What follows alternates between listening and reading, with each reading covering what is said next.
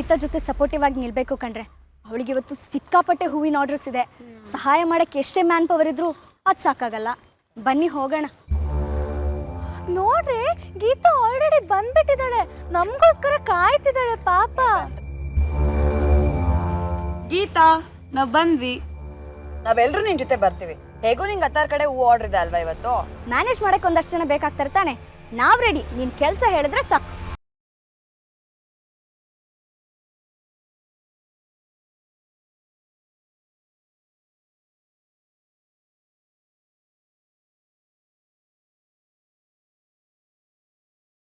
Hello Geetha, ನೀನ್ ಈ ತರ ಮುಖ ಕಂಡು ಮಾಡ್ಕೊಳ್ಳೋದೇನ್ ಬೇಕಾಗಿಲ್ಲ.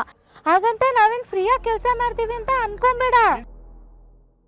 ನಿನ್ ಸ್ವಾಭಿಮಾನ ಅಡ್ಡ ಬರುತ್ತೆ ಅಂತ ನಮ್ಗೆ ಗೊತ್ತು ಕಣೆ. ಕೆಲಸ ಎಲ್ಲ ಮುಗಿದ್ಮೇಲೆ ಬರೋ ದುಡ್ಡಲ್ಲಿ ನಮ್ಗೊಂದು ಚೂರು ಕೊಟ್ರಾಯ್ತು. ಇವಾಗ ಎಲ್ಲಿ, ಯಾವ ಏರಿಯಾ, ಎಲ್ಲಿ ಫಂಕ್ಷನು, ಎಲ್ಲಿ ಕೆಲಸ? ಯಾಕೆ ಗೀತಾ ಏನು ಮಾತಾಡ್ತಿಲ್ಲ? ಟೈಮ್ ಆಗುತ್ತೆ, ನಡಿಯೇ. ಮಾಡೋ ಕೆಲಸ ತಡ ಆದ್ರೆ ನಿನ್ಗೆ ಕೆಟ್ಟ ಹೆಸರು ಗೀತಾ. ನಡಿ ನಡಿ, ನಿನಗೆ ಸಿಕ್ಕಿರೋ ಆರ್ಡರ್ನ ಮಾಡಿ ಮುಗಿಸೋಣ. ನಿನ್ ಫೀಸ್ ದುಡ್ಡನ್ನ ಸಂಪಾದನೆ ಮಾಡೋಣ. ಎಲ್ಲ ಆರ್ಡರ್ಗಳು ಕ್ಯಾನ್ಸಲ್ ಆಗಿದೆ ಕಣ್ರೆ.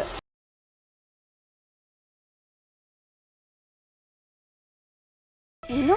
ಹಾ, ನನ್ನ ಕೈಯಲ್ಲಿದ್ದ ಹೂವಿನ ಕೆಲಸ ನನ್ನ ಗಂಡನ ಮನೆಯವ್ರು ಕಿತ್ಕೊಂಡ್ಬಿಟ್ರು ಕಣ್ರೆ. ನಂಗೊಂದು ಮಳ ಹೂ ಕೂಡ ಸಿಗ್ಬಾರ್ದು ಅಂತ ಎಲ್ಲ ಹೂಗಳನ್ನ ಕೊಂಡ್ಕೊಂಡಿದ್ದಾರೆ. ಆರ್ಡರ್ಗಳನ್ನ ಬೇರೆಯವ್ರಿಗೆ ಒಪ್ಸಿದ್ದಾರೆ. ಒಟ್ನಲ್ಲಿ ನನಗೆ ಯಾವುದೇ ಕೆಲಸ ಸಿಗ್ಬಾರ್ದು ಅಂತ ನನ್ನ ದಾರಿಗಳನ್ನ ತಪ್ಪಿಸಿದ್ದಾರೆ. ಯಾರು? ವಿಜಯ್ ಮತ್ತೆ ಅವ್ರ ಅಮ್ಮ.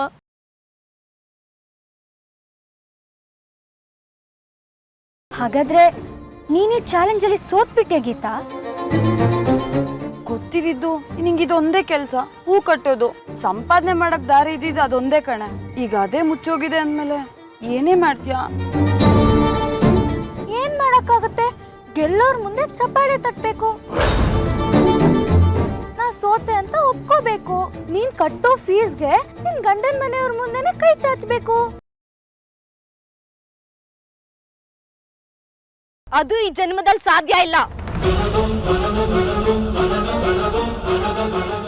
ಯಾವ ದಾರಿ ಇದೆಯೇ ಸದ್ಯಕ್ಕೆ ಗೊತ್ತಿಲ್ಲ, ಆದ್ರೆ ಫೀಸ್ ಕಟ್ಟಕ್ಕಿರೋ ಟೈಮ್ ಇನ್ನೂ ಮುಗ್ದಿಲ್ಲ. ನಾವ್ ಫ್ರೆಂಡ್ಸ್ ಎಲ್ಲ ಸೇರಿ ಒಂದ್ ಚೂರ್ ದುಡ್ಡು ಹಾಕ್ಬಿಟ್ರೆ? ಕಟ್ಟೋ ದುಡ್ಡು ನನ್ ದುಡಿತಾ ಆಗಿರ್ಬೇಕು. ಸಾಲ ಅನ್ಕೋ. ಅದನ್ನ ಮಾಡೋ ಆಗಿಲ್ಲ ಅಂತ ಮಾತಾಗಿದೆ. ಹಾಗಾದ್ರೆ ಇನ್ನೇನ್ ಮಾಡ್ತೀಯೇ? ದುಡಿತೀನಿ, ನನ್ ಫೀಸ್ ನಾನೇ ಕಟ್ಕೊಂತೀನಿ. ಅದಕ್ಕೊಂದ್ ದಾರಿ ಸಿಕ್ಕೇ ಸಿಕ್ಕುತ್ತೆ.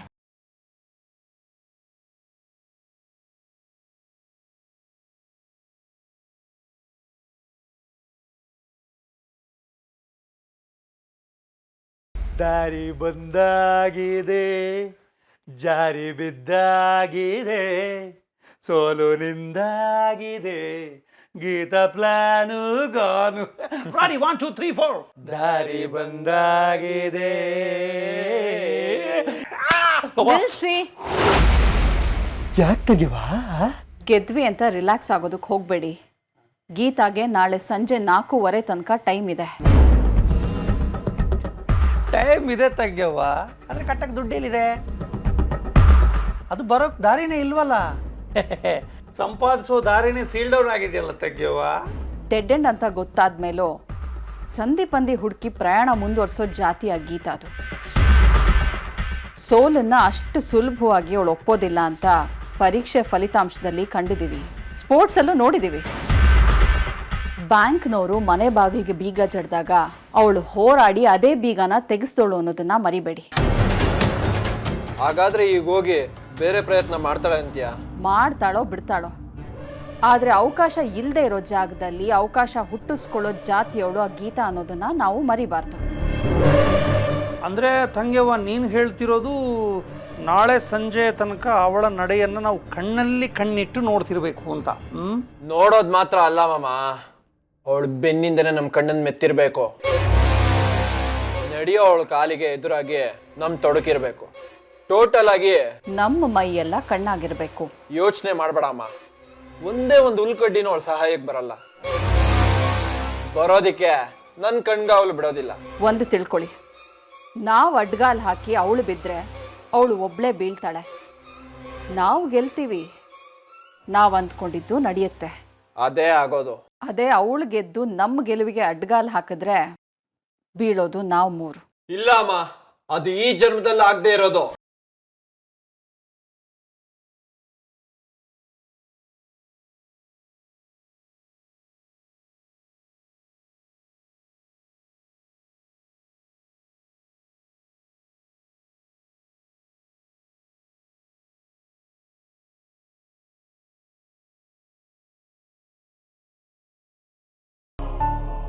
ಇದ್ದ ದಾರಿ ಮುಚ್ಚೋಯ್ತು ಅನ್ನೋ ಮಾತ್ರಕ್ಕೆ ನಡಿಗೆ ನಿಲ್ಬಾರ್ದು ಅಂತ ಎಲ್ಲೋ ಓದಿದ್ದೆ.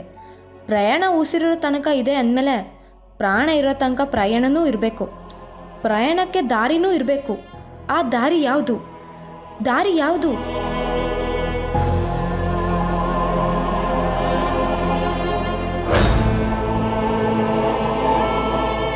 ದೊಡ್ಡಣ್ಣ, ಆ ಕಾಂಟ್ರಾಕ್ಟರ್ ದೊಡ್ಡಣ್ಣ.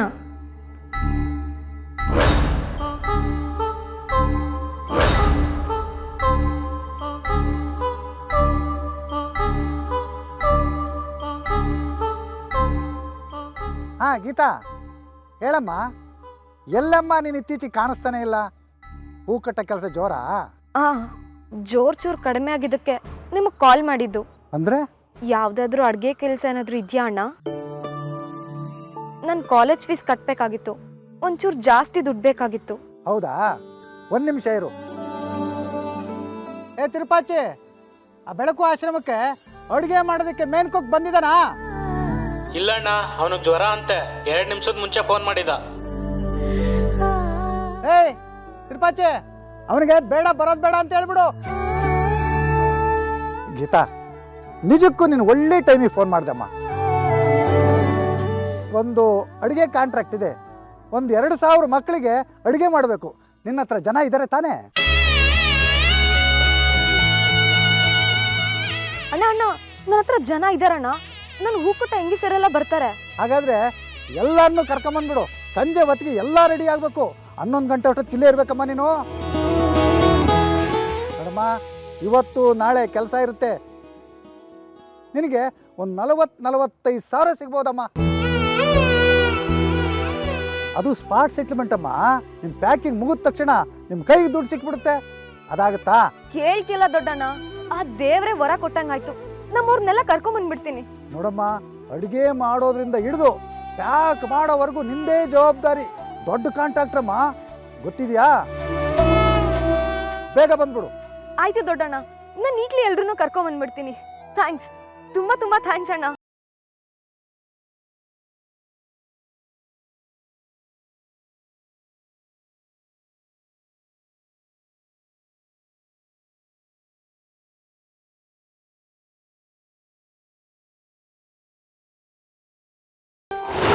ಬಾಳೊಂದು ಚದುರಂಗದಾಟೋ, ನನ್ನ ಕುದುರೆ ಸತ್ತಿತು.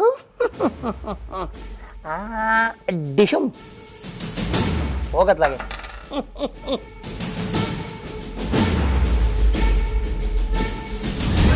ಮಮ್ಮ, ಚೆಕ್ಕು ನೀನು ಸೋತೆ ಮಮ್ಮ. ಸೋಲ್ಬೇಕಾಗಿರೋದು ನಾನಲ್ಲೂ ಕಂದ, ಆ ಗೀತಾ.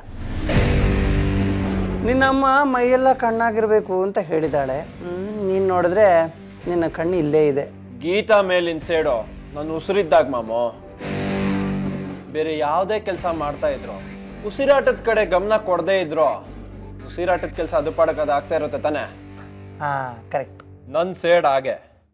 ನಾನು ಏನೇ ಮಾಡ್ತಿದ್ರೋ ಅದು ಮಾಡೋ ಕೆಲಸ ಮಾಡ್ತಾ ಇರುತ್ತೆ. ಸೋಲ್ಸೋ ಕ್ಯಾರೆಕ್ಟರ್ನ CC ಕ್ಯಾಮ್ರಾ ಥರ ಫಾಲೋ ಮಾಡ್ತಾನೆ ಇರುತ್ತೆ.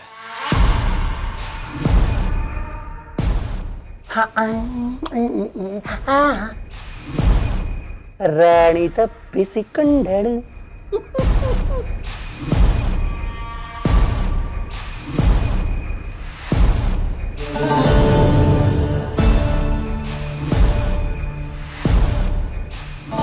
ಪಾಪ ಆ ರಾಣಿ ಇಲ್ಲಿರೋ ಕುದುರೆನ ಗಮನಿಸೇ ಇಲ್ಲ.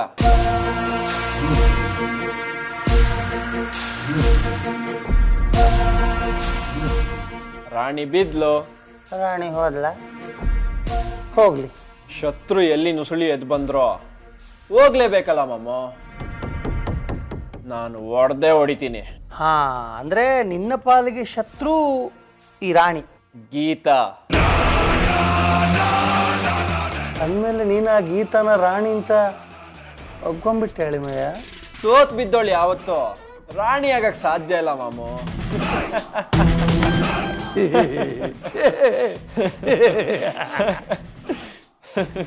ನೀನು ಇಲ್ಲಿ ನಗ್ತಾ ಇದೆಯಪ್ಪ, ಆದರೆ ಅಲ್ಲಿ ಅವಳು ಅದೇನು ಮಾಡ್ತಿದ್ದಾಳೋ.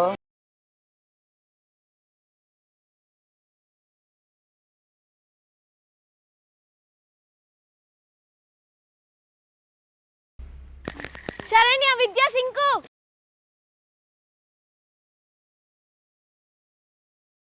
ಗೀತಾ, ಈ ಪಾರ್ಟಿ ಜೋರಾಗಿ ಬರ್ತಿದ್ಯಾ? ಜೋರ್ ಬಿಟ್ಟಾಕೆ. ಗೀತಾ ಫುಲ್ ಖುಷಿಲಿದ್ಯಾ? 25,000 ಫೀಸು ಅಡ್ಜಸ್ಟ್ ಆಯ್ತಾ? ಅಡ್ಜಸ್ಟ್ ಆಗಿಲ್ಲ, ಆದ್ರೆ ಅದನ್ನ ದುಡ್ಡು ಸಂಪಾದಿಸೋ ದಾರಿ ಸಿಕ್ತು. ಹೇಗೆ? ನನಗೊಂದು ಅಡ್ಗೆ ಕಾಂಟ್ರಾಕ್ಟ್ ಸಿಕ್ಕಿದೆ. ಇವತ್ತು ನಾಳೆ 2 ದಿವಸ ಕೆಲಸ. ಅಡ್ಗೆ ಮಾಡೋದ್ರಿಂದ ಹಿಡಿದು ಪ್ಯಾಕ್ ಮಾಡಿ ಕೊಡೋವರೆಗೂ ನಂದೇ ಜವಾಬ್ದಾರಿ. ಕೆಲಸ ಮುಗಿದ ತಕ್ಷಣ ಪೇಮೆಂಟ್. ಅದ್ರಲ್ಲಿ ನೀನ್ ಫೀಸ್ ಕಟ್ಬೋದಾ? 100% ಕಟ್ಬೋದು. ಅದು ನನ್ನ ಜೊತೆ ದುಡಿಯೋರ್ಗೆ ಸಂಬಳ ಕೊಟ್ಟು ಮಿಕ್ಕಿರೋದೆಲ್ಲ ಮ್ಯಾನೇಜ್ ಆಗುತ್ತೆ. ಇದಕ್ಕೆಲ್ಲ ನಿಮ್ ಸಹಾಯ ಬೇಕು. ನೀವ್ ನನ್ನ ಜೊತೆ ಬರ್ತೀರಾ? ಅದನ್ ಬೇರೆ ಕೇಳ್ತಿಯಲ್ಲ ಗೀತಾ. ಹೂ ಕಟ್ಟೋ ಕೆಲ್ಸಕ್ಕೆ ನೀನ್ ಕೇಳ್ದೇನೆ ಓಡ್ ಬಂದಿರೋರು ನಾವು. ಇನ್ನ ಇದಕ್ ಬರ್ದೇ ಇರ್ತೀವಾ? ಆದ್ರೆ ಒಂದ್ ಡೌಟು ಗೀತಾ, ನೀನ್ ಹೂ ಕಟ್ಟೋ ಕೆಲ್ಸಕ್ಕೆ ಅಡ್ಡ ಬಂದವರು ನೀನ್ ಈ ಕೆಲ್ಸಕ್ಕೆ ಕಲ್ಲಾಕಲ್ವಾ? ಕಲ್ಲ ಹಾಕಕ್ಕೆ ನಾನ್ ಮಾಡೋ ಕೆಲಸ ಅವ್ರಿಗೆ ಗೊತ್ತಾಗ್ಬೇಕಲ್ಲ. ಅಂದ್ರೆ ಅವ್ರಗಳಿಗೆ ನಾನು ಹೂ ಕಟ್ತೀನಿ, ಹೂವಿಂದ ಮಾತ್ರ ಸಂಪಾದನೆ ಮಾಡ್ತೀನಿ ಅಂತ ಅವ್ರಿಗೆ ಗೊತ್ತಿದೆ. ನಾನ್ ಅಡ್ಗೆ ಕೆಲಸ ಮಾಡ್ತಿದ್ದವಳು ಅಂತ ಅವ್ರಿಗೆ ಗೊತ್ತಿಲ್ಲ. ಸೊ ಅವ್ರು ಇದನ್ನ ಗೆಸ್ ಮಾಡಕ್ ಚಾನ್ಸೇ ಇಲ್ಲ. ನಡೀರೆ ಹೋಗೋಣ. ದೊಡ್ಡ ಆರ್ಡರ್ ಅಂತ್ಯಾ? ಸಹಾಯ ಮಾಡಕ್ಕೆ ಬರೀ 4 ಜನ ಸಾಕಾ? ಇನ್ನೂ 10-12 ಜನ ಬೇಕಾಗುತ್ತೆ. ಅದಕ್ಕೆಲ್ಲ ಮಾರ್ಕೆಟಲ್ಲಿ ಹೂ ಕೊಟ್ಟ ಫ್ರೆಂಡ್ಸ್ ಇದ್ದಾರಲ್ಲ, ಅವ್ರಿಗೆಲ್ಲ ಕಾಲ್ ಮಾಡಿದ್ದೀನಿ. ಅವ್ರುಗಳು ಬರ್ತಿದ್ದಾರೆ. ನಾಳೆ ಬೆಳಗ್ಗೆ ತನಕ ಕೆಲಸ ಇದೆ. ಮನೆಗೆ ಫೋನ್ ಮಾಡಿ ಹೇಳಿ. ಅದೆಲ್ಲ ನಾವು ನೋಡ್ಕೋತೀವಿ ಗೀತಾ, ನೀನ್ ನಡಿ. ಒಟ್ನಲ್ಲಿ ನೀನ್ ಇದ್ರಲ್ಲಿ ಗೆಲ್ಬೇಕು. ಅದಕ್ಕೇನ್ ಸಹಾಯ ಬೇಕಾದ್ರೂ ನಾವ್ ಮಾಡ್ತೀವಿ. Hip hip hurray!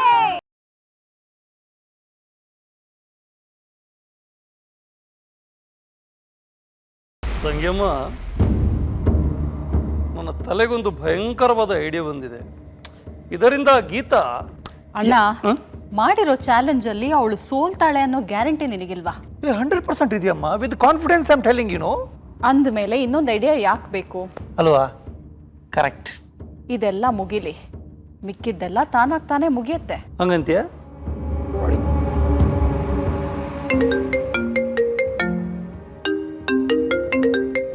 ತಂಗಿಯವ, phone ring ಆಗ್ತಿದೆ, ಮಾತಾಡು. ನನ್ನ ಫೋನು ನಿನ್ನ ಕೈಲಿದೆ.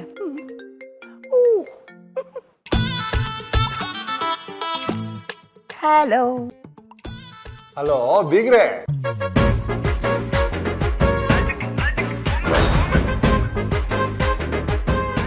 ಏನಾಯ್ತಣ್ಣ? ನಿನ್ನ ಬೀಗ ಮಾತಾಡ್ತಿದ್ದಾನೆ ತಂಗಿಯವ್ವ. ಅಂದ್ರೆ ಈ ಮನೆ ಬೀಗದಕ್ಕೆ ನಾವು ವಶ ಮಾಡ್ಕೊಳಕ್ ಬಂದಿರೋ ನಿನ್ನ ಏನಿಮಿ ಗೀತಾ ಇದ್ದಾಳಲ್ವ, ಅವಳಪ್ಪ ಪಾಪಿ, ಸಾರಿ BP ಶ್ರೀನಿವಾಸ. ನೀನಿಲ್ಲ ಅಂತ ಹೇಳಿ ಫೋನ್ ಕಟ್ ಮಾಡ್ಲಾ? ಬೇಡ ಕೊಡು. ಅವತ್ತು ಬೇಡ ಅಂದೆ, ಇವತ್ತು ಕೊಡು. ತಂಗಿಯವ್ವ, ಏನು ಆಶ್ಚರ್ಯ ಇದು. ಎಷ್ಟು ದಿನ ಈ ಮನುಷ್ಯನ ಫೋನ್ ಬಂದರೆ ಉರಿದು ಬೀಳ್ತಾ ಇದ್ದೆ, ಇವಾಗ ನೋಡಿದ್ರೆ ಕೊಡು ಅಂತಿದೆಯಾ? ವಿಷಯ ಇದೆ, ಕೊಡು. ಹಾಂ, ಹಲೋ. ಹಾಂ, ಮತ್ತೆ ಆರಾಮನ? ನಾನು 24/7 ಆರಾಮೆ. ನಿಮ್ಮ ಯೋಗಕ್ಷೇಮ ವಿಚಾರಿಸೋಣ ಅಂತ ಫೋನ್ ಮಾಡಿದೆ. ಬೀಗ್ರಿಲ್ಲ, ಬೀಗರು ಸಿಕ್ಕಾಪಟ್ಟೆ ಬಿಸಿ ಇದ್ದಾರೆ. ನಮ್ಮ ಕೈಗೆ ಸಿಗಲ್ಲ, ನಿಮ್ಮ ಕೈಗೆ ಹೆಂಗ್ರಿ ಸಿಗ್ತಾರೆ? ಬೀಗುತ್ತಿದ್ದಾರೆ, ಕೊಡ್ತೀನಿ, ಮಾತಾಡಿ.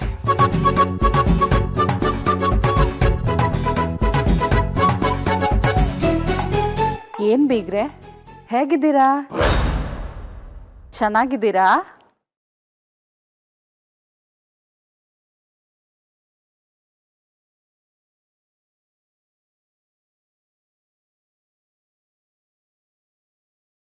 ನೀವು ನನ್ನನ್ನ ಬೀಗ ಅಂದ್ರ? ಯಾಕೆ ಅಲ್ವಾ? ಅಯ್ಯಯ್ಯೋ, ಯಾಕೆ ಹಾಗಂತೀರ? ನಾನು ಮಗಳನ್ನ ಕೊಟ್ಟಿಲ್ವೇ? ಆದ್ರೂ ನಿಮ್ಮ ಬಾಯಿಂದ ಬೀಗ ಅನ್ನಿಸ್ಕೊಳ್ಳೋದು ನನ್ನ ಸೌಭಾಗ್ಯ. ಪಾಪ, ಇನ್ನೂ ಯಾರ್ಯಾರ ಬಾಯಿಂದ ಏನೇನು ಅನ್ಸ್ಕೊಳ್ಳೋ ಭಾಗ್ಯ ನಿಮಗಿದೆಯೋ ಅರ್ಥ ಆಯ್ತು ಬಿಡಿ. ನನ್ನ ಮಗಳು ಗೀತಾ ನಿಮ್ಮ ಮನೆ ಸೇರಿದ ಮೇಲೆ ಅದೃಷ್ಟ ಅನ್ನೋದು ನಿಮ್ಗೆ ಒತ್ಕೊಂಡು ಬರ್ತಿರ್ಬೇಕು. ಅಕ್ಕಪಕ್ಕದವರೆಲ್ಲ ಇಂಥ ಸೊಸೆನ ಎಂಥ ತವರು ತಯಾರು ಮಾಡಿ ಕಳಿಸಿದೆ ಅಂತ ವಿಚಾರಿಸ್ತಿರ್ತಾರಲ್ವೇ? ಆ ಹೊಗಳಿಕೆ ಯಾವುದೋ ಒಂದು ರೂಪದಲ್ಲಿ ನನ್ನ ಕಿವಿಗೆ ಬಂದು ತಲುಪುತ್ತೆ ಅಂತ ತಾವು ಹೇಳ್ತಾ ಇದ್ದೀರಿ ಅಲ್ವೇ? ಹೌದು ಏನು ಬರುತ್ತೋ ಅದೆಲ್ಲ ನಿಮ್ಮ ಮಗಳು ಗೀತಾಯಿಂದನೇ ಬರುತ್ತೆ. ಎಷ್ಟೇ ಆದರೂ ನಿಮ್ಮ ಮನೆ ಕೂಸಲ್ವೇ? ಈಗ ತಮ್ಮ ಮನೆ ಸೇರಿಲ್ವೇ? ಅವಳಿಂದ ಏನೇ ಬಂದರೂ ಮೊದಲು ತಮಗೆ ಆಮೇಲೆ ನಮಗೆ. ಆದರೆ ಅದನ್ನ ಮೊದಲು ಫೇಸ್ ಮಾಡೋದು ನಿಮ್ಮ ಮಗಳೇ. ಅಯ್ಯೋ ಬೀಗ್ರೆ, ಅವಳು ಬಿಡಿ ಟೆರರು. ಅವಳು ಹಠ ಮಾಡಿ ನಿಂತರೆ ಅವಳು ಬರೋ ತೊಂದರೆ ಕೂಡ ಅವಳು ತಲೆಬಾಗಿ ನಮಸ್ಕಾರ ಮಾಡಿ ಸೈಡ್ಗೆ ಹೊರಟಾಗುತ್ತೆ. ಅಂಥ ಗೀತಾ ನಿಮ್ಮ ಮನೇಲಿದ್ದಾರೆ ಅಂದ್ರೆ ನಿಮಗೆ ರಕ್ಷಣೆ, ನಿಮ್ಮ ಸಂಸಾರದ ರಕ್ಷಣೆ, ನಿಮ್ಮ ಸಂಸಾರಕ್ಕೆ ಹಿತ, ಒಮ್ಮತಕ್ಕೆ ಮತ, ಸ್ವಾಭಿಮಾನದ ಪಥ. ಹಾಗಾದ್ರೆ ನಾವು ಗೀತಾನ ಗಮನಿಸೋದೇ ಬೇಡ ಅಂತ ಹೇಳ್ತಾ ಇದ್ದೀರಾ ಬೀಗ್ರೆ? ಛೇ ನಾನೆಲ್ಲೇ ಹಾಗೆಂದೆ. ಗೀತದ ಮೇಲೆ ತಮ್ಮ ನಿಗಾ ಇರಬೇಕು. ತಮ್ಮ ಕಣ್ಣಿನ ನೆರಳಲ್ಲಿ ಅವಳು ಬಾಳಿ ಬದುಕಬೇಕು. ಬಾಳೋದು ಬದುಕೋದು ಎಲ್ಲ ಅವ್ರವ್ರ ಹಣೆ ಬರಕ್ ಬಿಟ್ಟಿದ್ದು ಬೀಗ್ರೆ. ಆದ್ರೆ ಒಂದಂತೂ ನಿಜ, ಗೀತಾ ಮೇಲೆ ಸದಾ ಕಾಲ ನನ್ನ ಕಣ್ಣು ಇದ್ದೇ ಇರುತ್ತೆ. ಬಹಳ ದೊಡ್ಡ ಮಾತು. ಈಗಲೂ ಅಷ್ಟೇ ಕಣ್ಣಲ್ಲಿ ಕಣ್ಣಿಟ್ಟು ನೋಡ್ತಾ ಇದ್ದೀನಿ. ಪಾಪ ಎಲ್ಲಿ ಎಡು ಬಿಡ್ತಾಳೋ, ಎಲ್ಲಿ ಏಟ್ ತಿಂತಾಳೋ, ಎಲ್ಲಿ ದುಮುಕಿ ದುಡುಕ್ ಬಿಡ್ತಾಳೋ ಅಂತ ನೋಡ್ಕೋಬೇಕಲ್ವೇ? ಓಹ್ ಹೌದೌದು, ನೀವು ದೊಡ್ಡವರು ಅದನ್ನೆಲ್ಲ ಗಮನಿಸ್ತಾ ಇರ್ತಾರ ಬಿಡಿ. ಯಾಕೆಂದ್ರೆ ನಿಮ್ಮ ಲೆವೆಲ್ಗೆ ಗೀತನ ಎತ್ಕೋಬೇಕಲ್ಲ. ಹೌದೌದು. ಅಂದ್ರೆ ಗೀತಾ ಕ್ಯಾರೆಕ್ಟರ್ ಏನ್ ಗೊತ್ತಾ ಬೀಗ್ರೆ? ಅವಳಿಗೆ ಎತ್ತರ ಗೊತ್ತಾದ್ರೆ ಸಾಕು, ಎತ್ಕೊಳ್ದೆ ಇದ್ರು ಹತ್ಕೊಂಡ್ ಬಿಡ್ತಾಳೆ. ಒಟ್ನಲ್ಲಿ ಈ ಮನೆಗೆ ಒಬ್ಬ ಒಳ್ಳೆಯವಳನ್ನ ಕೊಟ್ರಿ. ಸಂಸ್ಕಾರವಂತಳು ಬೀಗ್ರೆ. ಯಾರು ಬೆಳೆಸಿದ್ದು? ನಾನು, BP ಶ್ರೀನಿವಾಸ ಬೆಳೆಸಿದ್ದು. ಥ್ಯಾಂಕ್ಸ್. ನಿಮ್ಮ ಬೆಳೆ ನಮಗೆ ಕಳೆ. ಇಡ್ತೀನಿ ಬೀಗ್ರೆ. ಆಗ್ಲಿ ಒಳ್ಳೇದಾಗ್ಲಿ. ಇಡ್ಲಾ?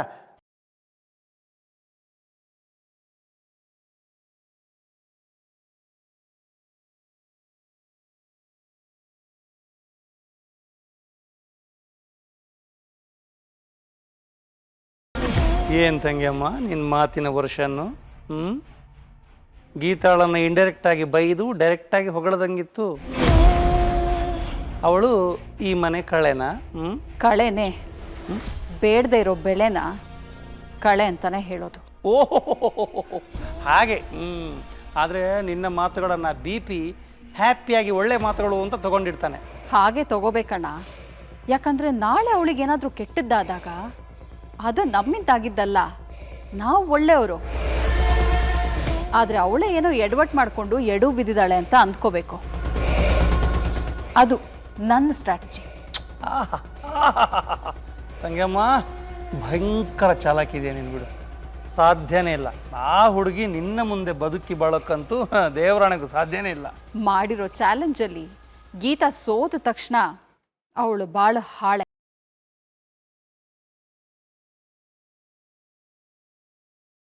ಬಾಳು ಒಂದು ಖಾಲಿ ಹಾಳೆ ಕಣೆ. ಬರೋ ಸಂದರ್ಭಗಳು, ಈ ಸಮಾಜದಲ್ಲಿ ಎದುರಾಗೋ ವ್ಯಕ್ತಿಗಳು ಎಲ್ಲರೂ ಅವ್ರವ್ರ ಪ್ರಶ್ನೆಗಳನ್ನ ಬರ್ದೋಗ್ತಾರೆ. ಉತ್ತರ ಬರೆಯೋ ಶಕ್ತಿ ಇದ್ದಾಗ ಪ್ರಶ್ನೆ ತಲೆ ಬಾಗ್ಲೇಬೇಕು.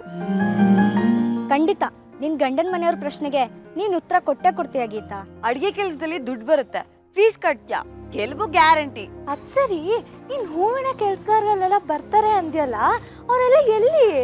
ಇನ್ನು 10 ನಿಮಿಷದಲ್ಲಿ ಇರ್ತಾರೆ. ದೊಡ್ಡಣ್ಣ. ಯಾರೋ? ದೊಡ್ಡಣ್ಣ, ನಾನು ಗೀತಾ.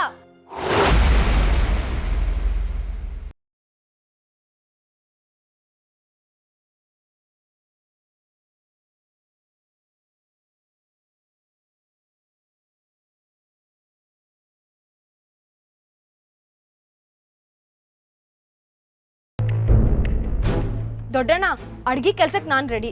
ಸಹಾಯಕ್ಕೆ ನನ್ನ ಫ್ರೆಂಡ್ಸ್ ಕೂಡ ಬಂದಿದ್ದಾರೆ. ಇನ್ನ 25ರಿಂದ 30 ಜನ ಹೆಂಗಸರು ಬರ್ತಾ ಇದ್ದಾರೆ. ಅಡ್ಗೆ ಕೆಲಸ ಎಲ್ಲಿ ಮಾಡ್ಬೇಕಂತ ಹೇಳಿದ್ರೆ ಸಾಕು, ತಕ್ಷಣ ಶುರು ಮಾಡ್ಬಿಡ್ತೀವಿ.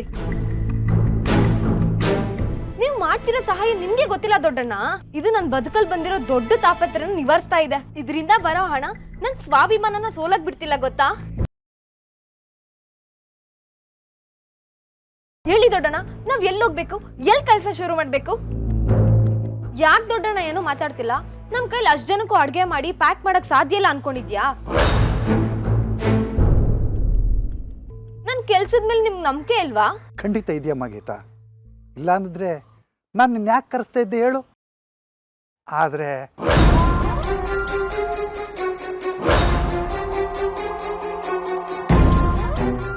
ಯಾಕೆ ದೊಡ್ಡಣ್ಣ?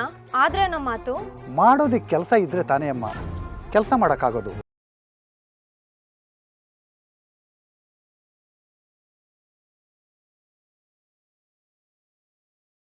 ಅಂದ್ರೆ ಕಾಂಟ್ರಾಕ್ಟು ಬೇರೆಯವ್ರಿಗೆ ಹೋಯ್ತು ಗೀತಾ. ನೀನು ಮಾಡಬೇಕಾಗಿರೋ ಕೆಲಸನ ಬೇರೆಯವ್ರು ಶುರು ಮಾಡಿ ಆಯಿತು. ಡೈರೆಕ್ಟ್ 2,000 ಮಕ್ಕಳಿಗೆ ಹೋಟೆಲಿಂದನೇ ಊಟ ಹೋಗ್ತಾ ಇದೆ. ಅದಕ್ಕೆ ಅಮ್ಮ ನಿನ್ನ ಆರ್ಡರ್ ಕ್ಯಾನ್ಸಲ್ ಆಯಿತು.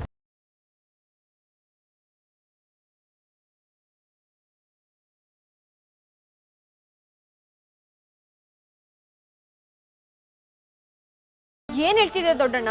ಆರ್ಡರ್ ಯಾರು ಕ್ಯಾನ್ಸಲ್ ಮಾಡಿದ್ದು? ನಾನೇ.